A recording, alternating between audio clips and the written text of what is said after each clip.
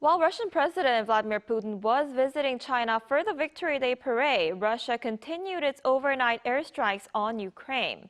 Despite this, the Russian leader said he was ready to hold talks with Ukrainian President Volodymyr Zelensky if he came to Moscow. Our Eun-jin reports.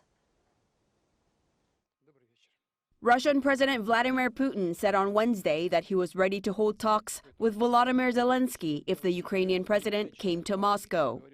This was revealed during a press conference for Russian media as he wrapped up his trip to China. By the way, U.S. President Donald Trump asked me to hold such a meeting. I said this is possible.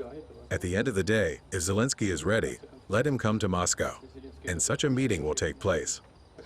But he also added that it remained to be seen whether such a meeting with the Ukrainian president was worthwhile, calling it a road to nowhere.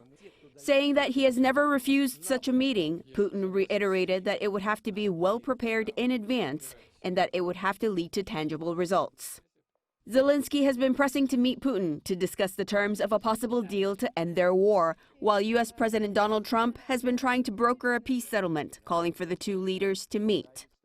However, as Putin attended China's Victory Day parade in Beijing, Russia continued with overnight airstrikes across Ukraine, launching over 500 drones and 24 missiles.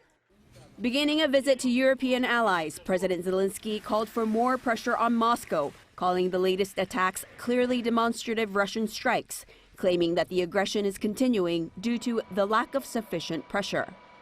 Meanwhile, President Trump is expected to speak on the phone with President Zelensky on Thursday. This comes after his recent Alaska summit with President Putin on August 15th, which failed to achieve a breakthrough.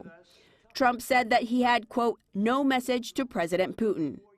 Also on Thursday, French President Emmanuel Macron is expected to host a mostly virtual meeting of some 30 countries to discuss security guarantees for Ukraine. They are also expected to denounce Moscow's unwillingness to engage in negotiations. Eun-jin, ArirangNews.